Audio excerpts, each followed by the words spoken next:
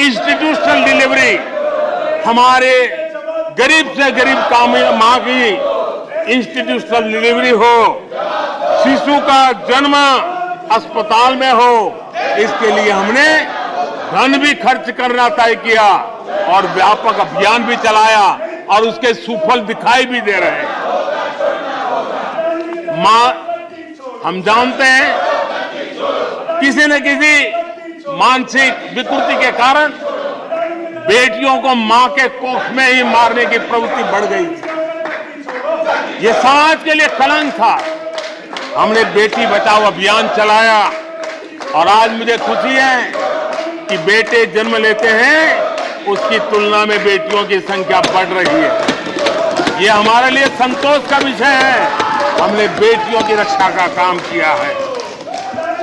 बेटी जब बड़ी होकर स्कूल जाए और शौचालय के अभाव में 5वीं 6वीं कक्षा में आते आते स्कूल छोड़ दें, हमने उस चिंता को भी किया और स्कूलों में बच्चियों के लिए अलग टॉयलेट बनाए ताकि मेरी बच्चियों को स्कूल छोड़ना न पड़े। ये हमने चिंता की। बेटी की शिक्षा जारी रहे और इसलिए हमने सुकन्या समृद्धि योजना, जिसमें अधिक ब्याज दे करके बेटियों को सुरक्षित शिक्षा की व्यवस्था का प्रबंध किया ताकि परिवार भी उनको प्रोत्साहन दे।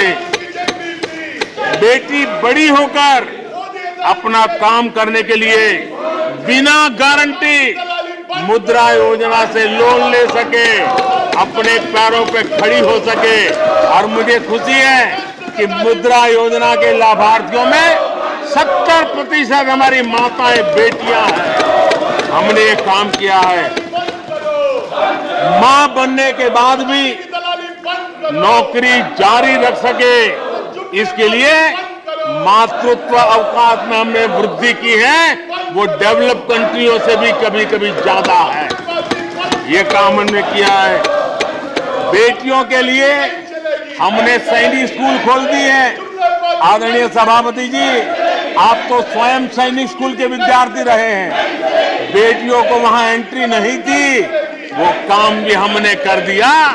आज सैनिक स्कूलों में मेरी बेटियां पढ़ रही हैं। इतना ही नहीं, हमारी बेटियां अबला नहीं सबला है। वो सेना में जाना चाहती है, अफसर बनना चाहती है। हमने हमारी बेटियों को सेना के दरवाजे भी खोल दिए हैं और आज गर्व होता है सियाचिन में मेरे देश की कोई बेटी मां भारती की रक्षा करने के लिए तैनात होती है। बेटी को गांव में कमाई के अवसर मिले और इसके लिए हमने विमेन सेल्फ हेल्प ग्रुप, उसको एक नई ताकत दी, वैल्यू एडिशन किया और बैंकों से मिलने वाली उनकी रकम में बहुत बड़ा इजाफा किया। और इसलिए वो भी हमने उनकी प्रगति के लिए हमारी माताओं, बेटियों को, बहनों को लकड़ी के धुएं से जिंदगी में मुसीबतें झेलनी न पड़े, इसलिए हमने उज्ज्वला योजना से गैस का कनेक्शन दिया। हमारी माताओं, बहनों को, बेटियों को पीने का पानी के लिए जूझना न पड़े, 2-2, 4-4 किलोमीटर तक जाना न पड़े। हमने नल से घर तक पानी पहुंचाने का अभियान चलाया ताकि मेरी माताओं, बेटों को, बेटियों को, बहनों को, बेटियों को अंधेरे में गुजारा न करना पड़े। इसलिए हमने सौभाग्य योजना से ऐसे गरीब परिवारों तक बिजली पहुंचाई। बेटी, मां, बहन कितनी ही गंभीर बीमारी हो लेकिन कभी बताती नहीं है। उसको चिंता रहती है कि कहीं बच्चों पे कर्ज हो जाएगा, परिवार पर बोझ हो जाएगा। वो पीड़ा सहती है लेकिन अपने बच्चों को अपनी बीमारी के विषय में नहीं बताती है। उन माताओं, बहनों को आयुष्मान कार्ड दे करके अस्पताल में बड़ी से बड़ी बीमारी से मुक्ति का रास्ता हमने खोल दिया है। आदरणीय सभापति जी, बेटी का संपत्ति पर अधिकार हो, इसलिए हमने सरकार की तरफ से जो आवाज देते हैं उसमें बेटी के राइट को निश्चित किया, उसके नाम पर प्रॉपर्टी करने का काम किया।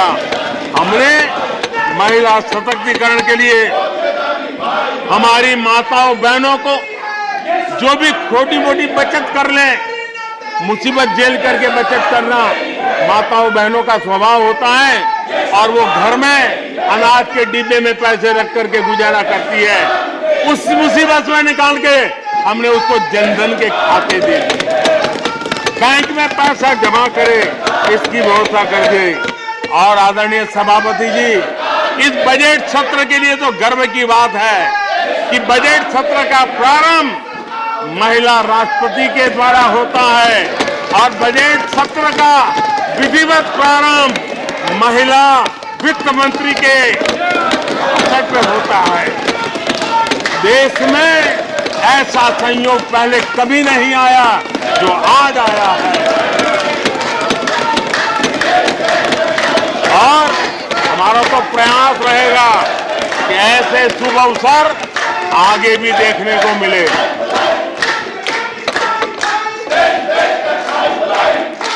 आदरणीय सभापति जी,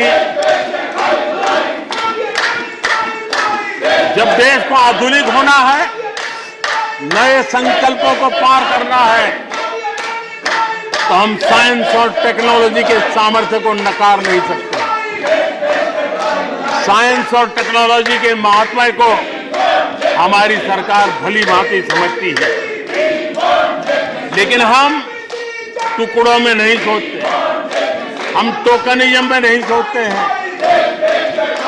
हम साइंस और टेक्नोलॉजी की तरफ से देश को आगे बढ़ाने के लिए हर दिशा में काम कर रहे हैं, सार्वत्रिक प्रयास कर रहे हैं, अनेकविध इनिशिएटिव ले रहे हैं और इसलिए बचपन में साइंटिफिक टेम्परामेंट डेवलप करने के लिए अटल टिंकरिंग लैब, ये वैज्ञानिक सोच के निर्माण के लिए स्कूल के लेवल पर बच्चों को हमने अवसर दिया।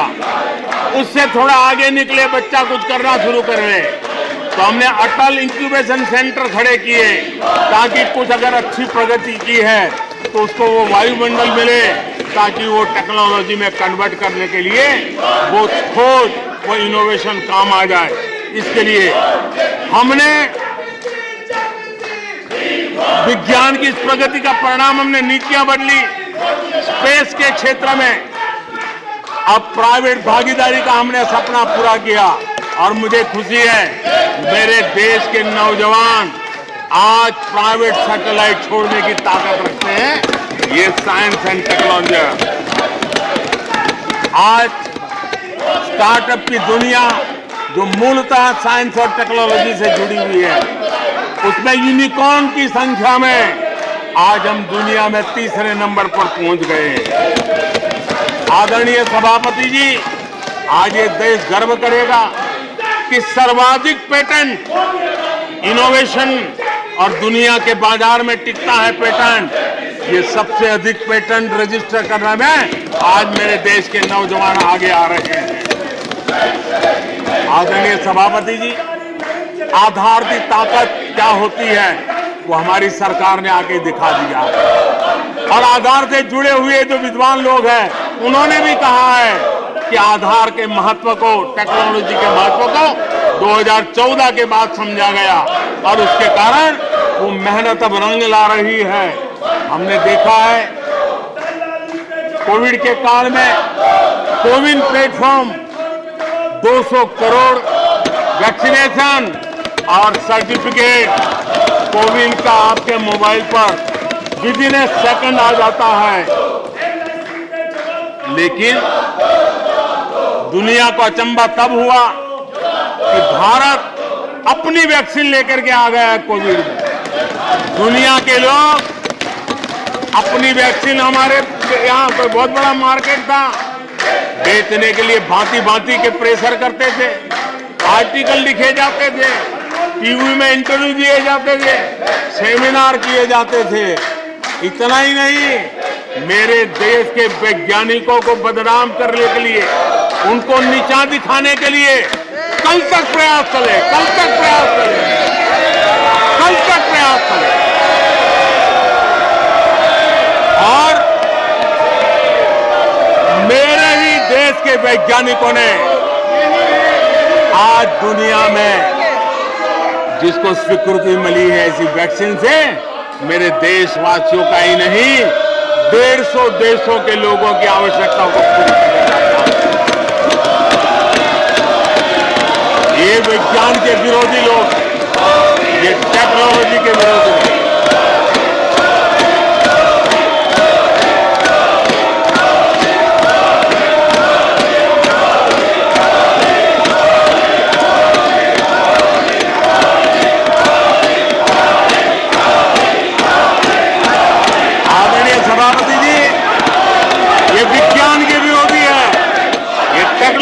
विरोधी है, हमारे वैज्ञानिकों को बदनाम करने का कोई मौका नहीं छोड़ते। फार्मेसी की दुनिया में हमारा देश एक ताकत बन के उभर रहा है, दुनिया की फार्मेसी का हब बन रहा है। हमारे नौजवान नए नए इनोवेशन कर रहे हैं, उसको बदनाम करने के रास्ते खोज रहे हैं ये लोग। उनको देश की चिंता नहीं है, अपने राजनीतिक उठापटक की चिंता है। ये दुर्भाग्य है देश का।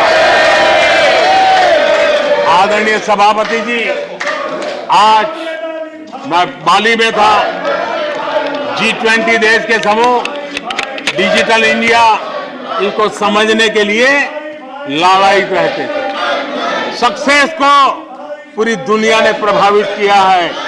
डिजिटल लेन देन में आज हिंदुस्तान दुनिया का लीडर बना हुआ है। आदरणीय सभापति जी, हमें खुशी है आज 100 करोड़ से ज्यादा मोबाइल फोन मेरे देशवासियों के हाथ में है। आदरणीय सभापति जी, एक समय था हम मोबाइल इंपोर्ट करते थे, आज गर्व है मेरा देश मोबाइल एक्सपोर्ट कर रहा है।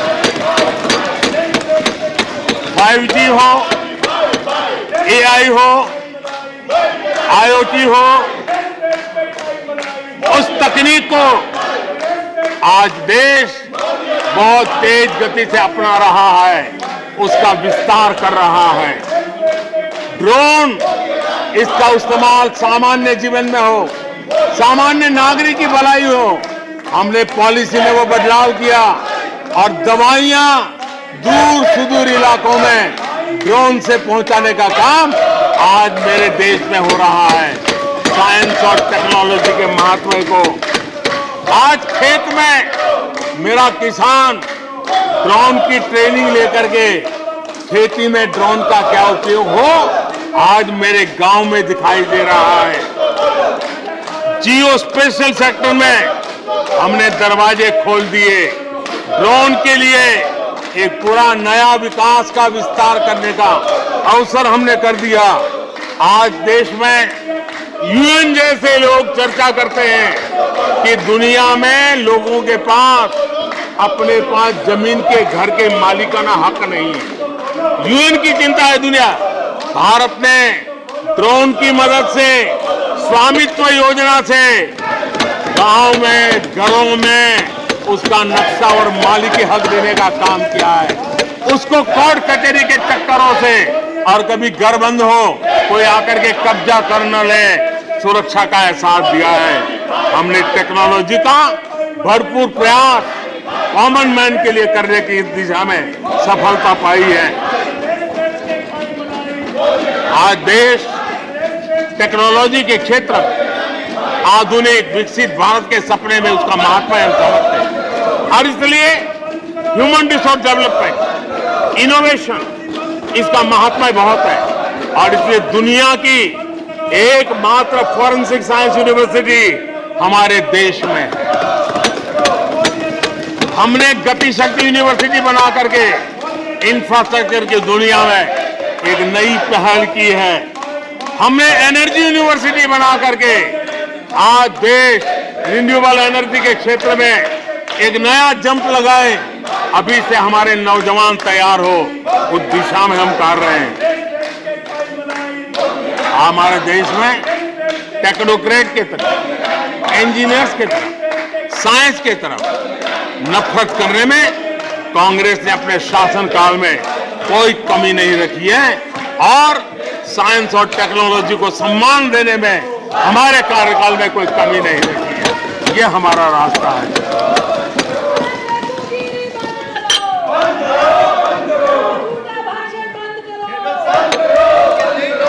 आदरणीय सभापति जी, यहाँ रोजगार की भी चर्चा हुई। मैं हैरान हूं कि जो अपने आप को सबसे लंबे समय तक सार्वजनिक जीवन का दावा करते हैं, इनको ये मालूम नहीं है कि नौकरी और रोजगार में फर्क होता है। जिनको नौकरी और रोजगार का फर्क समझ नहीं है, वो हमें उपदेश दे रहे हैं। आदरणीय सभापति जी, नए नए नैरेटिव गढ़ने के लिए आधी अधूरी चीजों को पकड़ करके झूठ फैलाने के प्रयास हो रहे हैं। बीते 9 वर्ष में अर्थव्यवस्थाओं का जो विस्तार हुआ है, नए सेक्टर्स में रोजगार की नई संभावनाएं बनी। आज ग्रीन इकोनॉमी में देश जिस प्रकार से आगे बढ़ रहा है, उसने ग्रीन जॉब की बहुत बड़ी संभावनाएं धरती पर उतार करके दिखाई है और अधिक संभावनाएं बनी हुई है। डिजिटल इंडिया के विस्तार से डिजिटल इकोनॉमी, उसका भी एक नया क्षेत्र। आज सर्विस सेक्टर में डिजिटल इंडिया एक नई बुलंदी पर है। 5 लाख कॉमन सर्विस सेंटर, गांव के अंदर एक एक कॉमन सर्विस सेंटर में 2-2, 5-5 लोग रोजी रोटी कमाते हैं और दूर सुदूर जंगलों के छोटे छोटे गांव में भी कॉमन सर्विस सेंटर में आज हमारे देश की आवश्यक सेवाएं गांव के लोगों को एक बटन पर उपलब्ध हो, ये व्यवस्था हुई है। डिजिटल इकोनॉमी ने अनेक नए रोजगार की संभावनाएं पैदा की। आदरणीय सभापति जी, 90,000 रजिस्टर्ड स्टार्टअप, इसने भी रोजगार के नए द्वार खोले हैं। अप्रैल से नवंबर 2022 के दौरान ईपीएफओ पेरोल में 1 करोड़ से अधिक लोग जोड़े गए हैं। 1 करोड़ से अधिक लोग। आदरणीय सभापति जी, आत्मनिर्भर भारत रोजगार योजना, इसके जरिए 60 लाख से अधिक नए कर्मचारियों का लाभ हुआ है। आत्मनिर्भर भारत अभियान के तहत हमने अपने उद्यमियों के लिए स्पेस, डिफेंस, ड्रोन, माइनिंग, कोल, अनेक क्षेत्रों को खोला है, जिसके कारण रोजगार की संभावना में नई गति आई है। और देखिए, हमारे नौजवानों ने इन सारे कदमों का आगे आकर के अवसर लिया, उठाया है, उसका फायदा। आदरणीय सभापति जी, रक्षा के क्षेत्र में यह देश आत्मनिर्भर बने, ये देश के लिए बहुत आवश्यक है। मुझे खुशी है कि रक्षा के क्षेत्र आत्मनिर्भरता का मिशन लेके हम चले। आज 350 से ज्यादा निजी कंपनियां रक्षा के क्षेत्र में आई है और करीब 1 लाख करोड़ रुपए का एक्सपोर्ट रक्षा के क्षेत्र में मेरा देश कर रहा है और अभूतपूर्व रोजगार इस क्षेत्र में भी पैदा हुए हैं। आदरणीय सभापति जी, रिटेल से लेकर के टूरिज्म तक हर सेक्टर का विस्तार हुआ है। खादी और ग्रामोद्योग, महात्मा गांधी के साथ जो व्यवस्था जुड़ी हुई है, खादी ग्रामोद्योग को भी डुबो दिया था। आजादी के बाद सर्वाधिक खादी ग्रामोद्योग के रिकॉर्ड तोड़ने का काम हमारे कालखंड में हुआ है। आदरणीय सभापति जी, इंफ्रास्ट्रक्चर में हो रहा रिकॉर्ड निवेश, चाहे रेल का काम होता हो, रोड का काम होता हो, पोर्ट का काम होता हो, एयरपोर्ट का काम होता हो, प्रधानमंत्री ग्राम सड़क योजनाएं बनती हो, ये सारे इंफ्रास्ट्रक्चर के काम, उसके लिए जो मटेरियल लगता है, उस इंडस्ट्री में रोजगार की संभावनाएं बढ़ी है। हर जगह निर्माण कार्य के अंदर मजदूर से लेकर मैकेनिक तक हर प्रकार के रोजगार की संभावनाएं, इंजीनियर से लेकर के श्रमिक तक हर किसी के लिए रोजगार के नए अवसर बने हैं। और उसी के कारण यूथ विरोधी नीति लेकर के चले हुए लोगों को आज यूथ नकार रहा है और यूथ के भलाई के लिए हम जिन नीतियों को लेकर के चल रहे हैं, इसको आज देश स्वीकार कर रहा है। आदरणीय सभापति जी, यहां भी ये भी कहा गया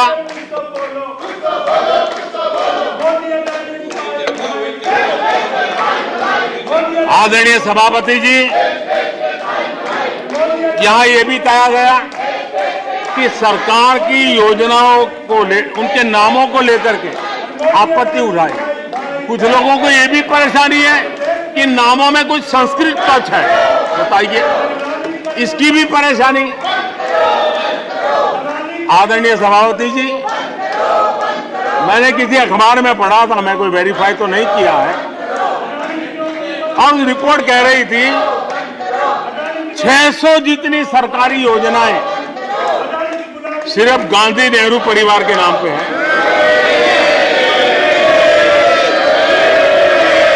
आदरणीय सभापति जी, किसी कार्यक्रम में अगर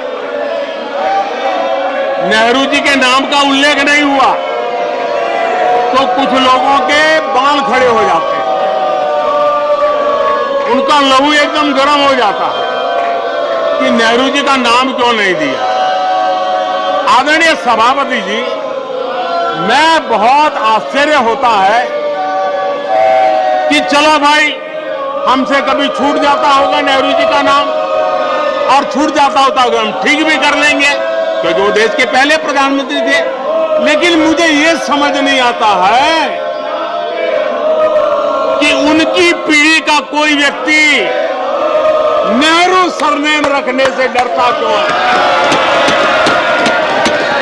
क्या शर्मिंदगी है नेहरू सरनेम रखने से? क्या शर्मिंदगी है?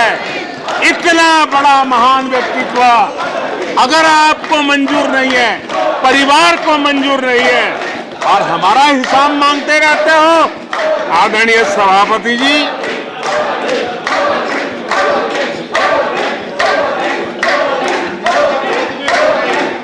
कुछ लोगों को समझना होगा, ये सदियों पुराना देश सामान्य मानवी के पसीने और पुरुषार्थ से बना हुआ देश, जन जन की पीढ़ियों की परंपरा से बना हुआ देश है। ये देश किसी परिवार की जागीर नहीं है।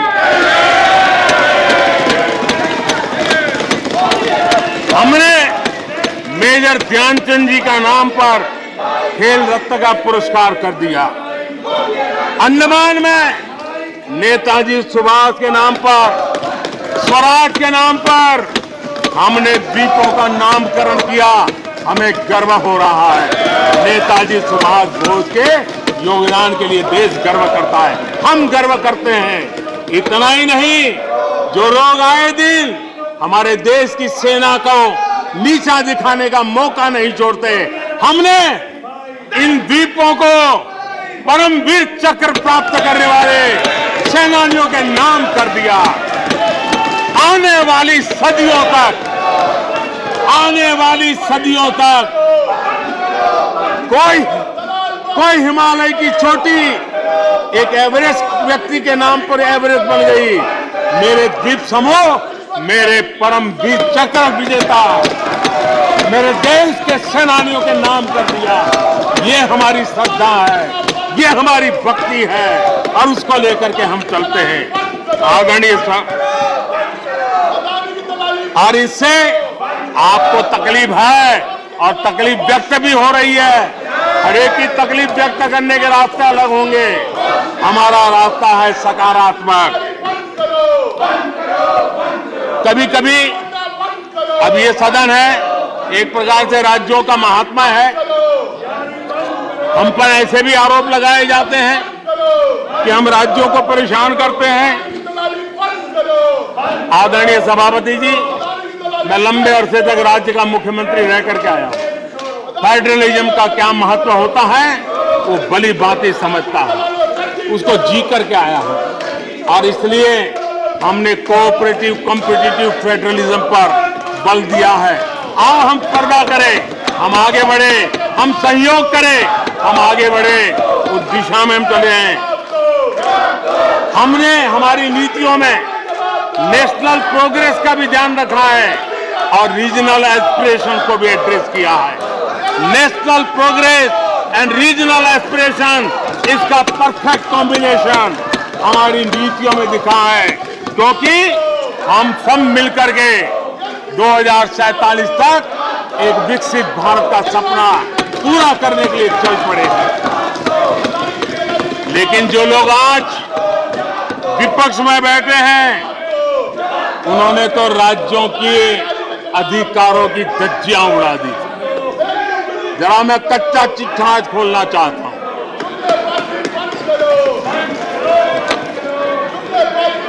जरा इतिहास उठा करके देख लीजिए, वो कौन पार्टी थी, वो लोग कौन सत्ता में बैठे थे जिन्होंने आर्टिकल 356 का सबसे ज्यादा दुरुपयोग किया।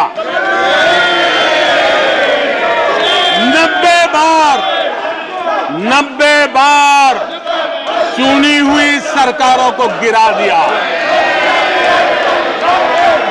कौन है वो? कौन है जिन्होंने किया? कौन है जिन्होंने किया? कौन है जिन्होंने किया? इतना ही नहीं सभापति जी, एक प्रधानमंत्री ने आर्टिकल 356 का 50 बार उपयोग किया, आधी सेंचुरी कर दी। वो नाम है श्रीमती इंदिरा गांधी का। 50 बार सरकारों को गिरा दिया। केरल में आज जो लोग इनके साथ खड़े हैं, जरा याद कर लीजिए, थोड़ा बार माइक लगा दीजिए। केरल में वामपंथी सरकार चुनी गई, जिसे पंडित नेहरू पसंद नहीं करते थे। कुछ ही कालखंड के अंदर चुनी हुई पहली सरकार को गढ़ते थे। आज आप वहां खड़े हैं, आपके साथ क्या हुआ था जरा याद कीजिए।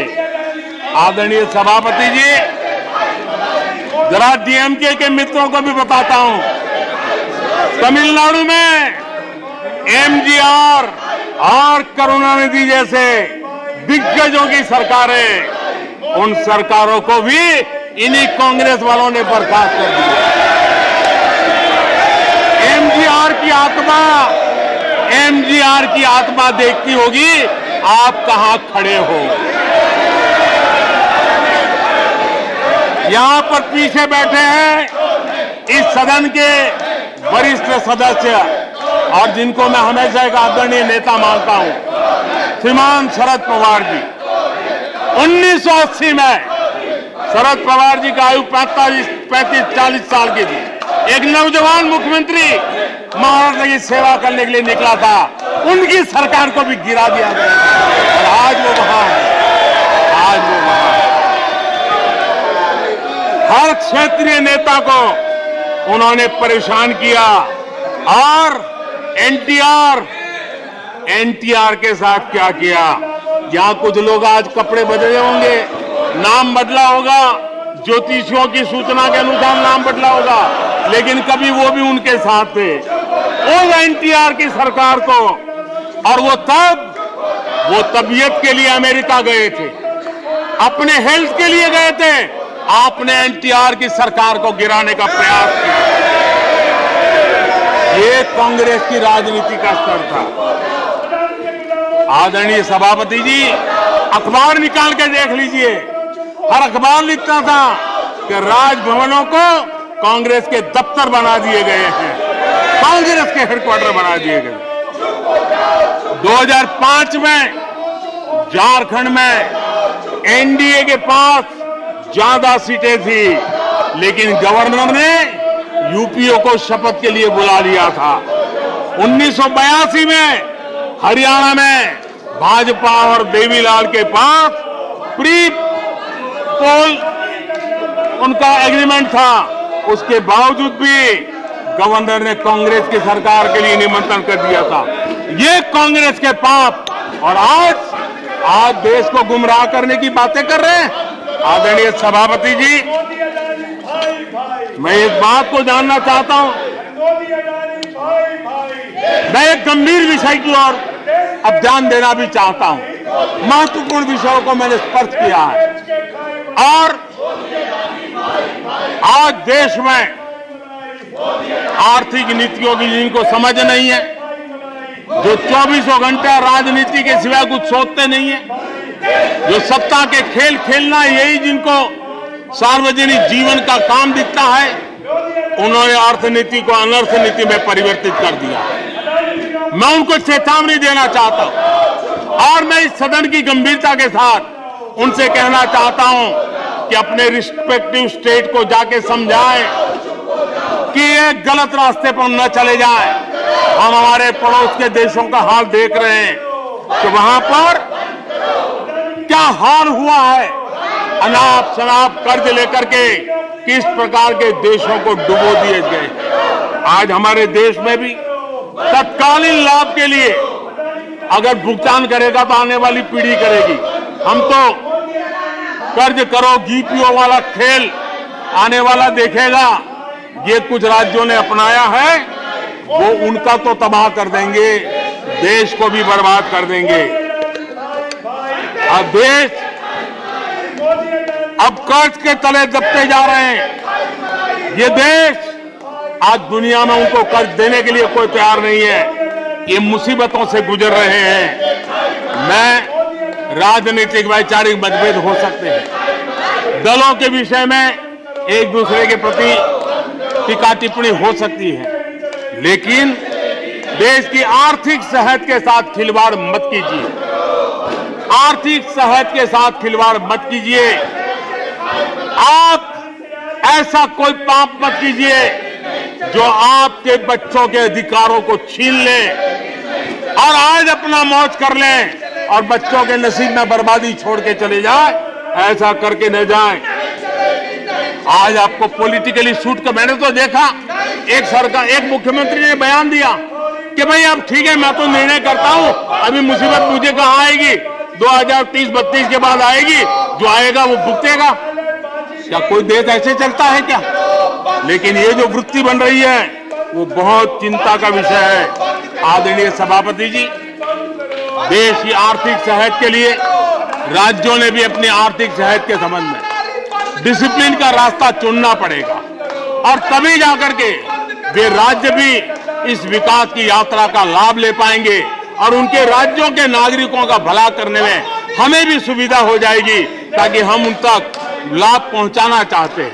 आदरणीय सभापति जी, 2047 में यह देश विकसित भारत बने, ये हम सबका संकल्प है। 140 करोड़ देशवासियों का संकल्प है। अब देश पीछे मुड़ करके देखने को तैयार नहीं है। देश लंबी छलांग मारने को तैयार है। जिनकी 2 वक्त की रोटी का सपना था, उसको आपने एड्रेस नहीं किया, हमने उसको एड्रेस किया है। जिसको सामाजिक न्याय की अपेक्षा थी, जो आपने एड्रेस नहीं किया, हमने एड्रेस किया है। जिन अवसरों को तलाशता था, उन अवसरों को उपलब्ध कराने के लिए हमने अनेक कदम उठाए हैं, और आजाद भारत का जो सपना है, उन सपने को पूरा करने के लिए हम संकल्पबद्ध होकर के चले। और आदरणीय सभापति जी, देश देख रहा है, देश देख रहा है, एक अकेला कितनों को भारी पड़ रहा है, एक अकेला कितनों को भारी पड़ रहा है। अरे नारे बोलने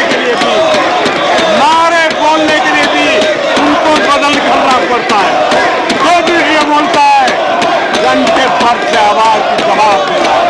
आदरणीय सभापति जी, एक कन्विक्शन के कारण चला हूं, देश के लिए जीता हूं, देश के लिए कुछ करने के लिए निकला हुआ हूं। और इसलिए ये राजनीतिक खेल खेलने वाले लोग, उनके अंदर वो हौसला नहीं है, वो ढूंढ रहे हैं, बचने का रास्ता खोज रहे हैं। आदरणीय सभापति जी, राष्ट्रपति जी के उम्दा भाषण को, राष्ट्रपति जी के मार्गदर्शक भाषण को, राष्ट्रपति जी के प्रेरक भाषण को इस सदन के अंदर अभिनंदन करते हुए, धन्यवाद करते हुए, आपका भी आभार व्यक्त करते हुए अपनी बात को समाप्त करता हूं।